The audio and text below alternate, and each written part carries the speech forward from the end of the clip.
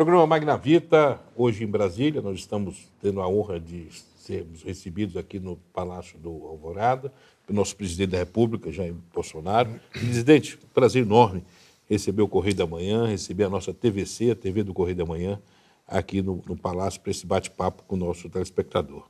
E a primeira pergunta é o seguinte, estamos chegando aí a 4 anos de mandato, mas, na realidade, 1 ano e meio de mandato pleno, porque o restante foi absorvido pela pandemia. É uma pandemia que pegou todo mundo aí pelo meio e o senhor teve de mudar e centralizar os esforços do governo para enfrentar o coronavírus. Como é que que balanço o senhor faz, principalmente nessa primeira fase do governo, antes da pandemia, quando o senhor estava pleno e a máquina começando a funcionar sem se preocupar com uma pandemia global? Eu assumi um Brasil com problemas éticos, morais e econômicos. Em 2019, muita coisa fizemos para ajustar a economia, como reforma da Previdência, a Lei da Liberdade Econômica, as tal das NRs, normas regulamentadoras, que reduzimos drasticamente, tirando poderes de fiscalização inócuos, mas alguns maus fiscais faziam mau uso disso. Acertamos a questão do MST, o governo não deu mais dinheiro para o MST, em especial via ONGs, que o próprio governo alimentava. Começamos a titular terras pelo Brasil, aprovamos na Câmara, começamos a discussão, a questão de armamento e aprovamos o porte estendido em 2020. Por decreto, nós começamos a dar direito ao cidadão de bem conseguir sua arma de fogo e a qualidade dos ministros, isso que é mais importante. Se você pegar qualquer ministro e comparar com os que os antecederam, você vai ver uma diferença gritante.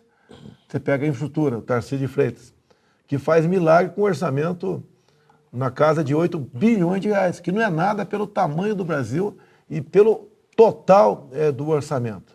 Você pega também a equipe econômica, o que fez a equipe econômica, respeitando o mercado. Tá? Você vai para a agricultura com a Tereza Cristina, onde nós abrimos frente com o mundo todo, o agronegócio que vinha já numa boa balada, potencializou-se. Ou seja, nós fizemos o que tinha que ser feito em 2019. Lamentavelmente, entramos aí em 2020, primeiro com aquela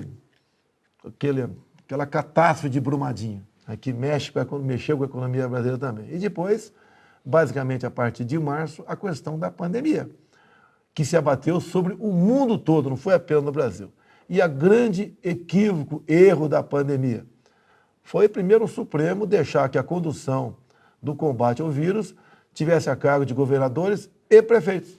Criaram naquele momento a maior federação do Brasil, porque o governo federal era espectador. Sim. Quer dizer, o município, o prefeito mandava mais do que... Eu apenas mandava dinheiro. Não, o senhor pagava a conta. Aliás, um editorial do Correio da Manhã, eu lembrei que quem pagava a conta era o governo federal. Sim.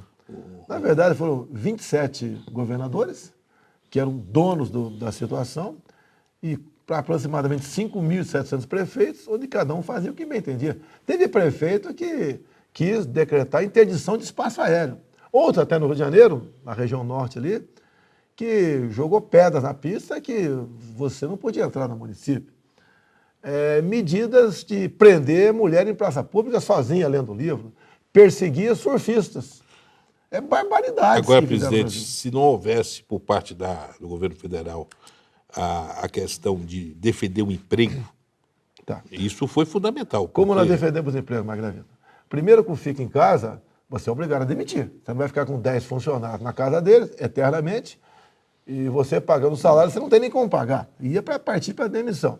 Aí nós fizemos 2 grandes programas, o Pronamp e o BEM, que visava um acordo lá entre patrão e empregado, nós entrávamos com uma parte do salário para que não houvesse demissão. Tanto é verdade que, levando-se em conta carteiras assinadas, nós terminamos 2020 com um pequeno superávit. Se você buscar 2014, 2015, no governo Dilma, se perdeu quase 3 milhões de empregos e você não sabe. E o programa foi tão bom que até o nosso concorrente, a editora Globo, e a Rede Globo entrou nesse programa.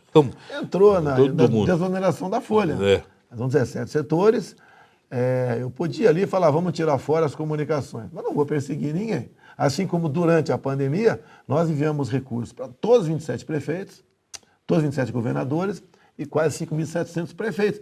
Não me preocupei com a colaboração partidária dessas pessoas. Mas tudo bem, presidente. Mas há uma politização da pandemia, porque o senhor assistiu o que foi aquela CPI da Covid, no qual o crime mais palatável daquele momento foi manchete do jornal. Aliás, o Correio da Manhã foi o único jornal que tocou nesse assunto, e a coluna Magna Vita também, que foi a questão do consórcio Nordeste.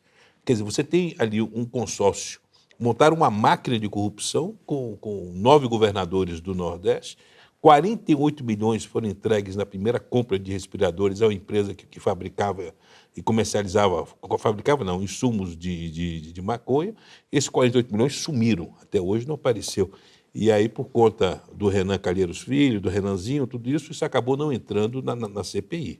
Como é que o senhor viu essa politização? Não, olha só, primeiramente, quando se começou a discutir isso na CPI, o Renan Calheiros falou o seguinte: não vamos aqui discutir desvio de recursos. Foi bem claro. E o consórcio Nordeste entrava o filho dele, governador de Alagoas. E quem estava à frente disso, designado pelo consórcio, os 9 governadores, foi um tal de Carlos Gabas, que até no governo Dilma foi cogitado a ser ministro da Defesa. Olha para onde estava indo o nosso Brasil. Nós estamos no Alvorada, era uma pessoa que tinha livre acesso aqui no Alvorada. Sim. Então foram 48 milhões que sumiram, agora não sumiu apenas o Magna Vita. Era para comprar respiradores. Então teve nordestino que morreu sufocado em hospital porque não tinha respirador. E não quiseram apurar. Depois veio a CPI lá do Rio Grande do Norte. Foi muito bem conduzida. Foi entregue seu relatório. O deputado Kelps fez um trabalho excepcional, o Kelps, excepcional. E foi dado sequência. Daí está na mão do Agora, a mídia não falava nada, presidente. Não. Isso aí, a imprensa não falava nada. O Correio da Manhã foi o único jornal a dar manchetes, ia fazer uma série de reportagens sobre isso. Ninguém dava um Então eu vou te falar uma coisa aqui, que eu podia ter encerrado a CPI no começo. Eu até falei há poucos dias na Associação Paulista de Supermercados. Falei que eu podia ter enterrado. Como? Eu mandei um MP para o Congresso para tratar de Covid.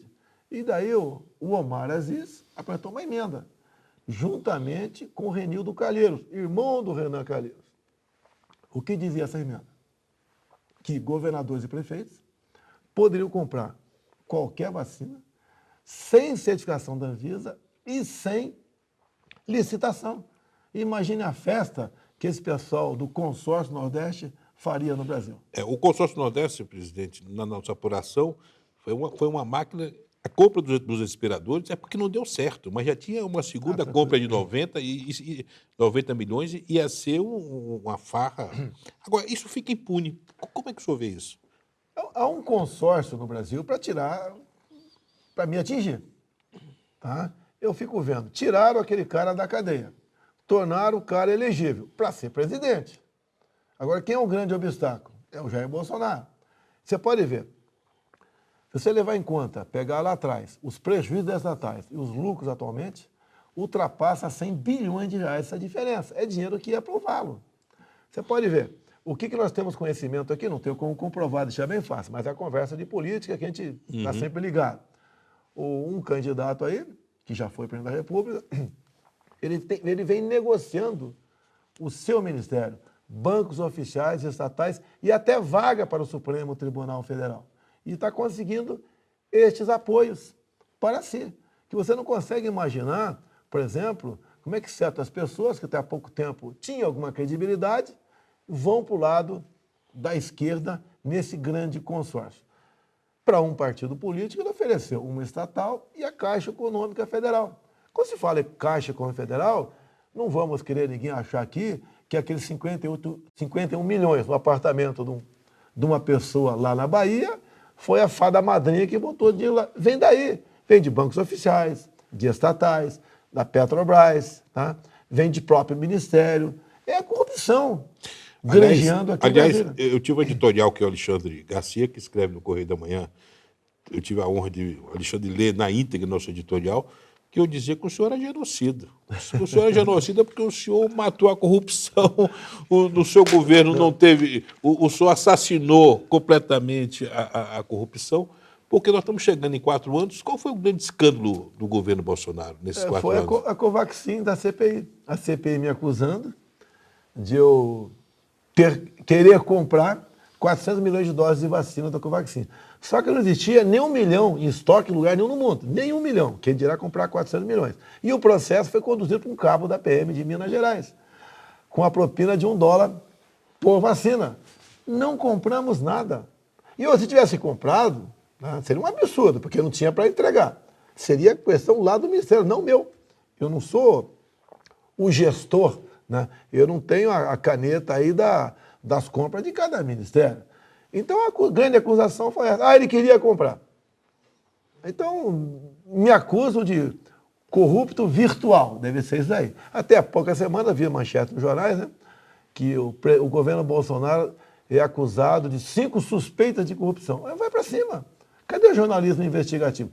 Se acontecer, pode contar comigo para investigar. Agora, presidente, como é que o senhor tem sentido nesse contrato com a população do Brasil nessa questão eleitoral? Porque outro dia o senhor teve em Maringá, foi mito, e a gente sente que o que tem alimentado muito o bolsonarismo é o antibolsonarismo. Quanto mais tentam bater no senhor, mais há uma reação e mais fortalece a questão do bolsonarismo. O senhor tem aí, no Rio de Janeiro, que é o seu berço eleitoral, o senhor já está no processo de liderança. Como é que o senhor tem sentido esse contato com a base? Olha, eu ando o Brasil todo, tá? Inaugurando obras, às vezes encontros com cristãos, como vou estar no próximo sábado aqui no Marcha para Jesus em Curitiba. A aceitação é excepcional. E não é apenas no local do evento. Porque você pode falar, o local do evento é o pessoal que te apoia, é bolsonarista. Não, é lá e é durante o percurso todo. Geralmente eu vou em carro aberto, ou vou pendurado na porta de um carro, cumprimentando o povo na rua. Raramente alguém fala fascista, aquela palavrada de sempre, né? Ou fala o nome do outro candidato. Mas a grande maioria está conosco, apesar dos problemas que estamos vivendo, que não é do Brasil, é do mundo todo. Quando você fala em inflação em alimentos, no mundo está muito maior do que no Brasil. Quando você fala em preços de combustíveis, quase no mundo todo está muito maior do que no Brasil. Estamos buscando alternativa para isso. Quando quiser entrar na questão de Petrobras, combustível, ICMS, estou à disposição para ser questionado. Inclusive, aqui. Eu vou mostrar aqui, ó, Petrobras, monopólio, abuso de poder econômico e sensibilidade com os brasileiros. A gente aqui defende aquela tese de que, como é um monopólio, tem que ter algum tipo... O CAD vai ser a solução para a questão do preço? Olha só, tem a função social da Petrobras para a questão do petróleo na própria Constituição. Isso não está sendo visto lá pela Petrobras. Então, o que acontece? O que eu posso falar desse caso aqui? Eu costumo entregar ao Ministério quando deixa a porteira fechada. Raramente eu indico alguém para o terceiro escalão. Então, mudou-se o ministro das Minas e Energia, tá? E ele vai ver o que vai fazer. Já está vendo o que vai ser feito com a Petrobras. E eu tenho certeza que ele vai dar uma boa resposta para isso, sem interferir. Sem tabelar preço. O principal acionista da Petrobras não é o povo brasileiro? Sou eu, né? No caso, sou eu. Agora, tudo quando quero mexer com qualquer lugar, fala que eu estou interferindo. Até na Polícia Federal. Quero trocar o diretor-geral, a interferência. Então, eu tinha que ter assumido o governo e mantido todos os ministros do Temer comigo. O deputado Jair Bolsonaro, quando assume o governo como presidente da República, com a bique na mão, o senhor imaginaria que fosse tão difícil, que o mecanismo, que essas forças que estão aí fossem tão atuantes? Eu tinha noção bastante sólida, mas não achava que fosse tanto. A falta de patriotismo de pessoas importantes no Brasil. O cara te procura e não quer saber que o povo está pagando R$ 8,00 o litro da gasolina, a carne lá está batendo R$ 50 o contrafilé, não quer saber disso, quer saber de resolver o problema dele. Ou conseguir mais coisa para si. Então, isso não é uma regra, mas pessoas importantes que trabalham dessa forma.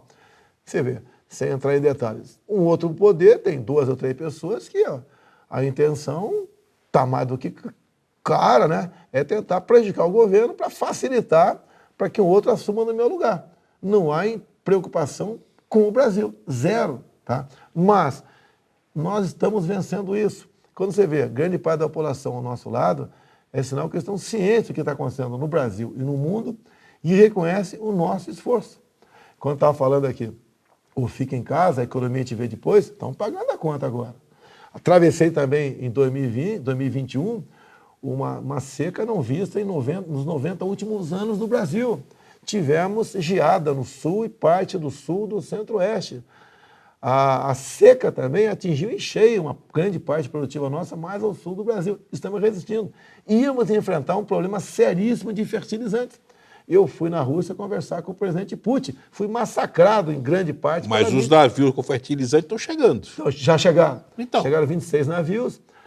Conversei com o ministro da Agricultura, o interino, né? O Marcos Monte, uma excelente pessoa, que está na vaga da Tereza Cristina. Ele falou, olha, pelo que chegou, pelo que nós temos, e o pouco que produzimos também, está garantido até o início do ano que vem. Esse fertilizante russo viria se não tivesse essa anuência e esse diálogo com Putin? Com toda certeza não viria. Não viria. Agora, alguns acharam que eu deveria ter tomado partido nessa guerra. Eu pergunto, qual é o meu poder para resolver essa crise, essa guerra? Quase zero. Agora, quando eu tive com o Putin, foi 3 horas de conversa, uma parte sobre fertilizantes e outros assuntos também. Foi tratado com ele, a questão da guerra, etc., que eu me preservo de não revelar, porque é uma questão de estratégia. Né? Segundo a ótica dele, falou quem é o responsável por aquilo. Tá? E foi colocado na mesa uma série de problemas, 3 horas de conversa, sem máscara, lado a lado, tá conversando com ele. Diferentemente de um outro, Macron, quando tinha estado um mês ficou antes, na ponta da mesa, né? A 20 metros de distância. Então é sinal do respeito, o carinho que ele tem para com o Brasil. E deixo claro que, mais uma vez, isso é muito importante que eu vou te falar, em 2 momentos, tá, se discutiu a questão da soberania sobre a Amazônia. E exercendo seu poder de veto, em 2 vezes, o Putin, o presidente da Rússia, falou que a Amazônia era do Brasil e não ia discutir aquele assunto. E deu-se por isso errado. Porque você vê Macron, o Biden, você vê lá o Trudeau, o Boris, entre outros, estão o tempo todo nos fustigando. Que nós não sabemos tratar da Amazônia. Agora, nós temos 2/3 do nosso território preservado. Eles não têm 5%. Então, nós somos exemplo para o mundo. E outra, a Amazônia mesmo, não pega fogo, porque a floresta úmida não pega fogo. Existe alguns delitos? Existe e combatemos. Só não somos mais efetivos porque não conseguimos, desde o início do meu governo, aprovar um plano de regularização fundiária. Ou seja, você tem um lote lá na região amazônica. Como não está regularizado, eu não sei que esse lote é teu. O senhor está falando de temas que têm conexões internacionais. Quem são as forças? Quais são as forças internacionais que querem tirar Jair Bolsonaro do poder? Olha, nós temos aqui o commodities, que temos no campo, em especial, né? A pecuária, a agricultura, e nós concorremos com alguns países importantes. E, obviamente, esses países têm interesse em nos deixar no segundo plano, porque quanto menos mercadoria no mercado, o deles é mais valorizado. Basicamente vai por aí, é França, Estados Unidos, um pouquinho da Austrália lá, que não tem grande poder de influência, mas não trabalha contra a gente, mas são os interesses que existem por aí. Você vê, o mundo está chegando na casa dos 8 bilhões de habitantes. O mundo cresce aproximadamente 60 milhões de habitantes por ano. Então é sinal que a partir do ano que vem, além do que você consome hoje em dia... São 60 milhões de bocas, né? Você vai ter por dia mais aproximadamente 60 mil toneladas de comida por dia. De onde vem isso aí? Tá? Então isso está tudo na mesa. Eu conversei com um adido nosso que está no Reino Unido, a semana passada, ele me disse, olha, eu aqui ganho na casa dos $10.000, é um bom salário, tido como classe média, mas o nosso hábito alimentar aqui mudou. Eu consumo carne 1 vez por semana. Muita gente aqui 1 vez por mês. O preço dos alimentos explodiu, porque a Ucrânia passou a não exportar mais. E uma parte considerável do trigo da Europa iria da Ucrânia, não vai mais. A Europa vai ter que comprar de outro lugar. Mais gente procurando, mais procura, a oferta continua sendo a mesma, sobe o preço. Porque tudo é culpa do Jair Bolsonaro. Porque Olha, tudo, eu acho que eu te petróleo... Eu acho que eu te explico isso aí. Por coincidência, nessa outra viagem agora, uma senhora cochichou no meu ouvido, eu voltei, ela falou, baixa o preço da gasolina. Eu expliquei para ela rapidamente, mas você pode, mas eu não posso tudo isso aqui dessa forma. Não, o presidente pode tudo. Então está na cabeça de muita, não é uma pessoa humilde, mas está na cabeça de muita gente que o presidente pode muito, ou pode tudo. E os presidentes, ao longo dos anos, foram perdendo poderes. Cada vez mais perdendo poder. Você vê, O próprio enxugamento do Estado é salutar para a economia. Nós enxugamos bastante. Imagina se não tivesse feito esse enxugamento. Você pode ver, nós temos um problema pela frente aqui que tem a ver com orçamento. Eu tenho um teto. O que é um teto? Eu tenho um limite, um montante para gastar. Tá? Eu não posso ultrapassar esse teto. E, por vezes, por questões alheias à nossa vontade, vem despesa que se obrigatoriamente tem que incluir aqui. E o teto não pode aumentar, como, por exemplo, temos pela frente a questão de precatórias de novo, a questão do abono e a questão do plano safra, em torno de 10 bilhões de reais. Eu vou ter que tirar de outros ministérios. Quem é o outro ministério? Chama ministério que tem bastante recurso. É saúde, é educação e defesa. Os outros são ministérios mais pobres. Tá? Agora, se eu cortar 3 bi da educação, o que a grande mídia vai falar? Está tirando da educação, está tirando da saúde. Agora, se eu não tirar, eu estou em curso em crime de responsabilidade. Agora, presidente, o senhor falou grande mídia e nós temos... O senhor, como candidato, apanhou muito. Ninguém imaginava. O senhor teve a facada, houve uma relativa trégua, mas a gente sabe que estava torcendo para que o senhor fosse embora. O senhor no governo não tem tido trégua desde o primeiro dia. E nós temos aí algumas coisas visíveis, que é a questão da democracia. Porque o senhor chega no cercadinho, fala das porradas, mas todo mundo tem o direito de falar. Se nós estivéssemos em Cuba, nós não tínhamos condições de fazer essa entrevista. Se nós estivéssemos na Venezuela, idem. O que o Maduro fez foi perseguir os veículos e estrangulou todos os veículos de comunicação. E o senhor tem tido uma postura democrática com relação às críticas de convivência.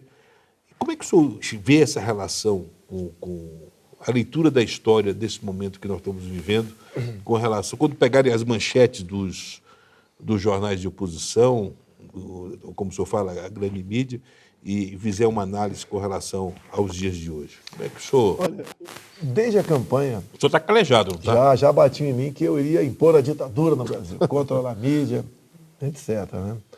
E aconteceu exatamente o contrário do que eles falavam. E até hoje eles continuam com essa narrativa. A Venezuela, por exemplo, olha só. O Lula esteve lá várias vezes, gravando para a campanha de Chávez e depois de Maduro. A Venezuela é o país que tem a maior reserva de petróleo do mundo. Tem grandes reservas minerais, especial de ouro também. Olha como é que está a população.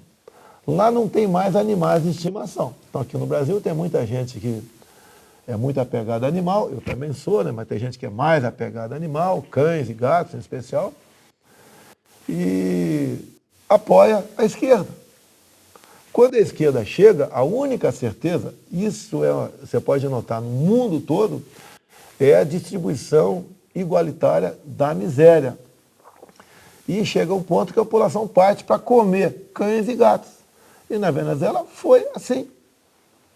Acho que se no Brasil a esquerda voltar dessa forma como eles estão sedentos de tirar o atraso do que eles não conseguiram no último período de 14 anos dele. Eles vão para a perseguição.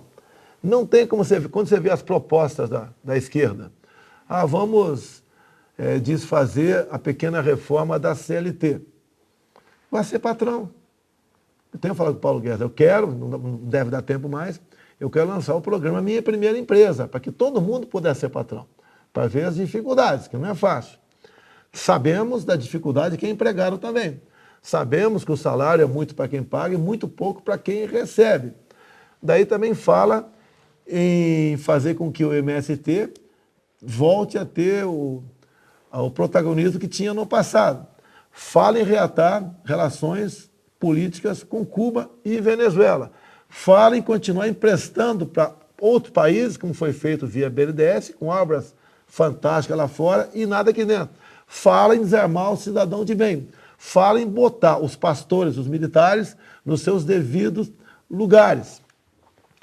Fala cada vez mais que temos que acabar com o teto de gasto de forma ampla, geral e restrita, não mantendo qualquer responsabilidade com o fiscal no Brasil. Tudo que ele prega é uma coisa fantástica se fosse dar certo, mas não vai dar certo. O caminho é da Venezuela. Vejam o que está acontecendo com a nossa Argentina. E tem um ingrediente de corrupção, presidente. A Petrobras foi o maior escândalo de corrupção do planeta. Eu vou falar Petrobras rapidinho. Vamos lá. Em 14 anos de PT, 2003 a 2015, o endividamento da Petrobras, tendo em vista corrupção, 3 refinarias que começaram a fazer, não concluíram, compra de refinarias fora do Estados Brasil, Unidos.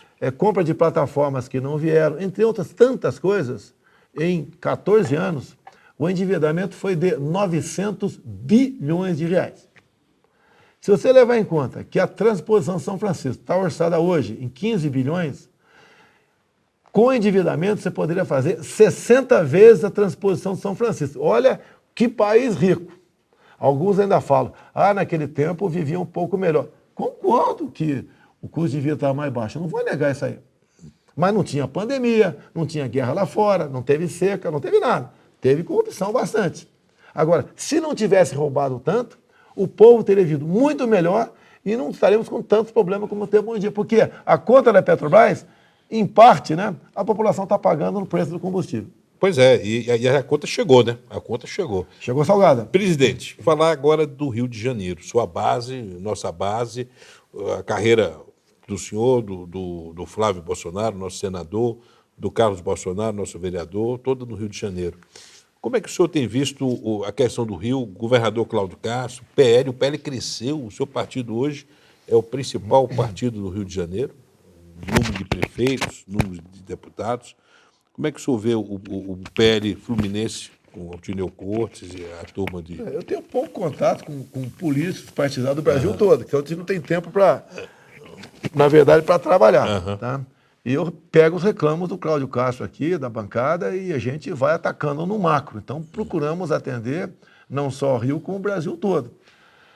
Os estados tiveram uma receita muito boa, mesmo durante a pandemia, tendo visto a ajuda que o governo deu, sanearam, basicamente, não deixaram de atraso folha de pagamento, e estão aí sobrevivendo também, de maneira melhor até do que antes da pandemia. Então, eu vejo que está indo bem. Lá no Rio, tem proposta, tem projeto, tem coisa em andamento, tem o Norte Fluminense, tem o Estado também com... O Romário é seu senador? Olha, o Romário é do PL. Nós temos 2 senadores do PL que vão para a reeleição. 2, Rio de Janeiro e Mato Grosso. E esse está na cota do presidente, do Valdemar. Então, o Romário é o nosso candidato lá, a não ser que algo de anormal venha acontecer, né? Muitas vezes a população reclama de um outro candidato, tá? Em especial em outros estados por aí. E eu falo, pessoal, você quer um outro nome? Qual o nome? Ele não sabe. Ou quando apresenta um nome, esse nome não decola. Então nós temos que ir com o que nós temos. O Romário, dentro do parlamento, tem sido um defensor das propostas que interessam para o Rio e para o Brasil. Eu estou satisfeito com o Romário. Romário. Temos bolsonaristas de primeira linha e que são bolsonaristas de verdade, não são neo-bolsonaristas no Rio, né? Entre eles está aí o Hélio, o seu deputado, tem o Max agora também concorrendo. Quem serão os seus candidatos a federal no Rio de Janeiro? Eu não procuro fulanizar para causar mas o senhor vota no Rio, né? O senhor vota no Rio. O pessoal sabe que meu voto é pro Hélio, tá? Eu não vou. Eu posso enganar você, não vou enganar a minha consciência. Então, o Hélio eu conheci há algum tempo, uns 20 anos, acompanho a vida dele. Toda semana, pela mesma vez comigo, anda comigo pelo Brasil todo, já levei para...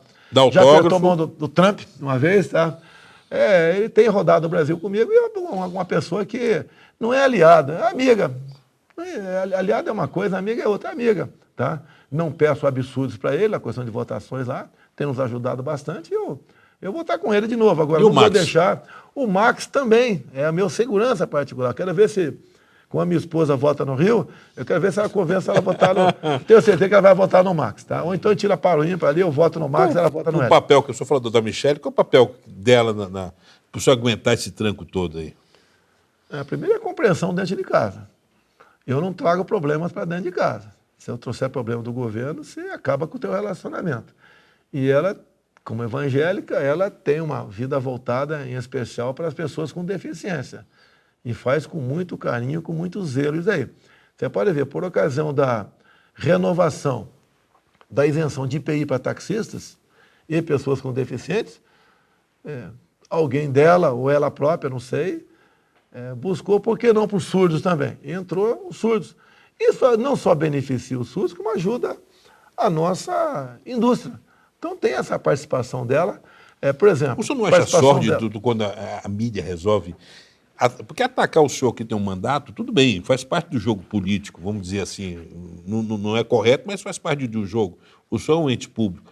Mas quando entra na família, nos familiares, falar da mãe, falar de avó, tudo isso, como é que o senhor acha que perderam o limite? Perderam. Só para concluir, né? Também foi lançado o trabalho da primeira-dama, a TV Libras. Nós temos aí, eu acho que mais de 5 milhões de pessoas surdas no Brasil. Que estavam completamente desassistidas. Né? É questão de família. E não tem como me atingir. Me chamar do quê? Fica inventando fascista, só que as besteiras todas. Agora, a última, agora em cima da minha esposa, ela participou do horário que nós temos direito à televisão, né? Junto com a ministra da Mulher, Família e Direitos Humanos, no Dia das Mães, mandando uma mensagem para as mães do Brasil toda. Está sendo processada por causa disso, dizendo que está fazendo campanha para mim. Ela apenas se dirigiu às mães do Brasil, deu um recado para as mães como mãe que ela é. Mas aí o PT entrou com uma ação contra ela na Justiça Eleitoral, pedindo aí danos morais, ou seja, dinheiro, tá? Ou infernizando a nossa vida no tocante a isso. O senhor fala em justiça, o Correio da Manhã publicou em manchete, tem editorial, a questão da hidra, aquele ser mitológico que tem 3 cabeças, e aí você tem a cabeça da vítima, do investigador e do julgador ao mesmo tempo, nessa questão do STF. E nós estamos gravando essa entrevista no dia que é noticiado, o senhor entra na justiça, um instrumento constitucional, a justiça, para questionar os abusos de autoridade do ministro Alexandre de Moraes. E como é que o senhor vê a utilização da justiça, do STF, de alguns ministros do STF, para fazer política e atingir objetivos eleitorais? Temos, na verdade, 3 ministros que infernizam, não é o presidente, o Brasil. É o Fachin, é o Barroso e o Alexandre de Moraes. Esse último é o mais ativo. Ele se comporta como um líder de partido de esquerda de oposição, ele se comporta o tempo todo. E por que esta ação? Esse inquérito de fake news. Primeiro que fake news não existe. Né? Nos acusa de gabinete do ódio. Me apresenta uma matéria. Essa matéria acho que nasceu do gabinete do ódio. Não tem. Daí falo, em manifestações por aí, o pessoal levanta a faixa do AI-5. Olha, quando o cara levanta, você não tem que prender esse cara, chegar, meu amigo, o que é AI-5? Ele nem sabe o que é AI-5. Ou se souber, abaixa isso, não existe mais ato institucional, acaba com isso. Agora, por que criar o inquérito de fake news? O Alexandre de Moraes criou, na verdade foi criado por Toffoli lá atrás, mas Alexandre de Moraes é o encarregado dele, para ver se descobria disparos em massa por ocasião da campanha, quebrar o sigilo do Luciano Hang, empresário, quebrar o sigilo da minha família toda, não acharam nada. Não tem isso. Uma mentira, uma fake news da Folha de São Paulo, eles foram para investigar achando que ia descobrir alguma coisa. Não descobriram nada, porque não vão descobrir. Cometeram um crime, quebraram o sigilo telefônico do meu ajudante de ordem. Porque o que ele queria com isso? Não é o ajudante de ordem. Queria saber o que ele trocava de informações comigo, ver se pegava uma coisa ali, não acham nada. E insiste nisso o tempo todo. Então eu fui obrigado a entrar com essa notícia crime para acabar com isso. É um inquérito que dura mais de 3 anos. O inquérito dura geralmente poucos meses. Não tem um fato. Olha, é esse. Mas o sorteio caiu o Toffoli, né? Caiu o Toffoli. Papai do céu que ajuda a gente. Sorteio ajuda. Papai do céu ajuda a gente, né? Como a questão dos combustíveis, o sorteio caiu ali com o André Mendonça. Tá? E está sendo tratado lá pelo ministro André Mendonça essa questão. Então, a gente não pode, um povo com necessidade, com dificuldade, com sofrimento, pessoas que vivem muito bem, a princípio cultas, né? Notório saber jurídico, ficar infernizando a vida de um presidente que tem reflexo. Mas é notório saber jurídico que desdém que mesmo botou em livro. O notório saber jurídico, quem diz isso é o Senado. É o Senado. Então, ali, dá um programa para a gente falar agora, aqui sobre a sabatina. Dizem que o senhor é bravo com a imprensa, mas quem andou se estressando com o jornalista em São Paulo essa semana no Roda Viva foi o Rodrigo Pacheco, lá que terminou o programa no bate-boca lá, de bastidor muito grande, até dessa nota na coluna Magna Vita. Como é que o senhor vê essa questão? O senhor pegou a Alcolumbre. Aliás, a Alcolumbre estava lá no Roda Viva com o Pacheco, chegou com a tropa lá de choque. Mas o senhor pegou também o Rodrigo Maia. O Rodrigo atrapalhou muito o senhor? Olha, o Rodrigo Maia tem uma forte ligação com a esquerda. Tá? A questão da regulação fundiária no governo, na presidência do Rodrigo Maia, não foi para frente. Eu podia ter acabado com essa história de fogo na Amazônia, de desmatamento, podia ter acabado. Porque a partir do momento que qualquer local que tem um foco de calor, ou um desmatamento, se soubesse o CPF de quem era responsável por aquilo, tu chegava no cara e falava, opa, vamos conversar, multar, advertir, resolvia o problema. Então o Rodrigo Maia queria, obviamente, fazer que o meu governo fosse igual aos governos anteriores. O senhor se arrepende de ter apoiado o Pacheco para o Senado? Não vou negar que apoiei. Eu não esperava que ele fosse ser tão parcial como está sendo ultimamente. Não quero atrito com ele, mas uma parcialidade enorme. Eu vejo na mídia e ele diz que está protegendo o Supremo. Não é atribuição nossa proteger o outro poder, é tratar com dignidade e isenção, como propriamente diz a nossa Constituição. E o poder mais forte do momento da República é o Supremo. Ali o pessoal não tem eleição, tem uma caneta... É vitalício? Tem uma caneta na mão, não há contestação entre eles, há um corporativismo, também existe um corporativismo entre eles, a gente não vai negar isso daí. E a gente sempre Mas o TJ do Rio mandou um recado para o Fux. Agora, na eleição do 5º dos desembargadores, o candidato dele nem entrou na lista. Acabou... Aliás, ele ficou bravo porque eu dei uma manchete sobre isso aí no jornal. Ó, presidente, nós estamos chegando na reta final da entrevista. Tem alguns temas assim, eu queria fazer um ping-pong com o senhor. Vamos entrar primeiro na questão, voltar à questão do sucessão presidencial. A questão do seu vice. Braga Neto é um nome que no Rio é aclamação total. Como é que o senhor vê a possibilidade de ter na sua campanha um general, um homem, um brasileiro como o Braga Neto? Olha, o pessoal procura a gente e conversa sobre vice, né? Fulano de tal, homem, mulher, região, etc. Eu falo, olha, ajuda a ganhar voto, mas não ajuda a governar. Não adianta eu ser um presidente capenga, pato manco. Né? Então o vice tem que ser uma pessoa que realmente esteja afinada contigo. Tá? O Braga Neto é uma enorme possibilidade. Ele não deixou o ministério por deixar. E continua trabalhando comigo, né, como secretário especial. E tem andado comigo pelo Brasil. É uma pessoa excepcional, realmente está lá na frente para ser o nosso vice, não foi batido o martelo ainda. Tem um conhecimento de Brasil muito grande, uma experiência no Rio de Janeiro como interventor, uma experiência como chefe da Casa Civil, como ministro da Defesa, é um mineiro, tá? Coincidentemente é um mineiro, sempre é bom você ter Minas do teu lado, diz que você não ganha eleição, você não ganha em Minas. Tá? Então está muito bem encaminhado. A gente evita falar, é esse ou aquele. Agora, porque tem alguns que sonham com isso, né? Igual vaga para o Supremo. A segunda vaga para o Supremo, uma corrida de pessoas, algumas muito boas, outras nem tanto, que queriam para o Supremo. Mas eu falei, meu compromisso é com o evangélico. Tu é evangélico? Não, se tu se batizar, tu entra no radar. Tá? E agora, como eu não escolhi essas outras pessoas, foi o André Mendonça, arranjei meia dúzia de inimigos em Brasília. Mas o senhor tem conseguido ser coerente com o que fala e com o que faz, né? Essa coerência... Você não pode mudar. Tem alguém melhor que o André Mendonça? Poderia ter, mas tinha que ser evangélica. Podia ser outra pessoa. Tá? Presidente, o senhor se arrepende de alguma coisa? Agora no governo? Não adianta se arrepender, né?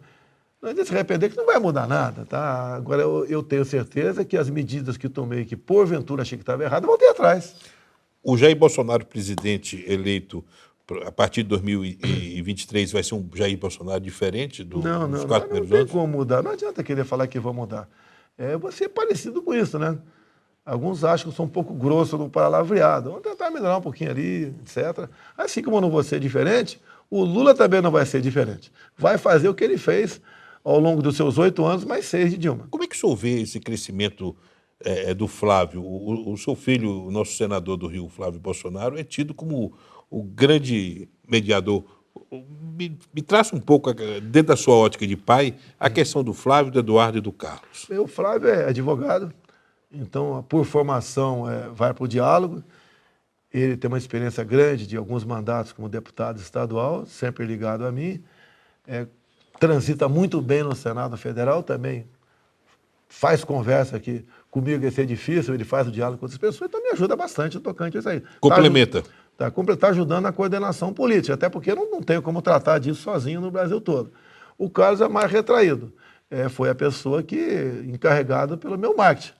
Né? Foi o meu marqueteiro em 2018. O responsável, em grande parte, pelas mídias sociais nossas no dia de hoje. Faz um trabalho fantástico. Digo mais, eu sei da importância do teu jornal, da sua isenção, te cumprimento. Tá? Agora, se esperasse apenas a grande mídia, sem o trabalho do Carlos, estaria o governo derrotado. Ele mostra realmente que nós fazemos. O contraponto. Nós, por exemplo, chegamos no Nordeste como? Como é que a gente chega no Nordeste dizendo que levamos água para aqui não tinha? Tá? O modal ferroviário do Tarcísio, os trabalhos da agricultura, através das mídias sociais. Pouco órgão de imprensa oficial, né? O órgão de imprensa tradicional está do nosso lado. Então tem esse papel aí que é excepcional, meu marqueteiro.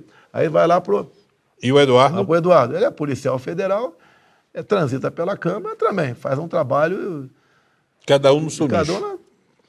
se complementa, vira mexe, a gente se encontra por aí, bate um papo e toca o barco. Presidente, chegamos ao final da entrevista, mas eu queria aqui colocar para o senhor a questão do seu diálogo com a população, utilizar o nosso veículo para a sua mensagem e, sobretudo, para que haja uma sintonia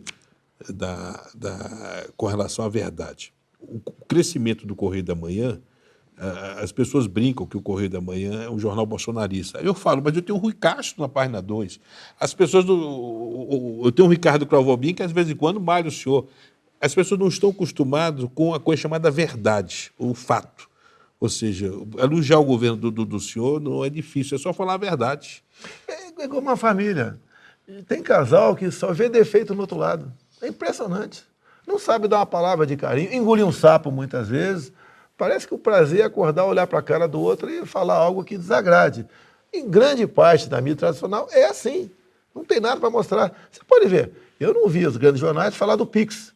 O Pix, hoje em dia, que nasceu depois da pandemia, né, depois do auxílio emergencial, mudou a economia do Brasil. Nós vamos tirar esse ano, no mínimo, 30 bilhões de banqueiros, porque o Pix não paga taxa de nada, o dinheiro fica com o povo. Você vê a carteira nacional de habilitação, passamos de 5 para 10 anos. A questão dos fiéis, quase 2 milhões de jovens endividados, dívidas impagáveis.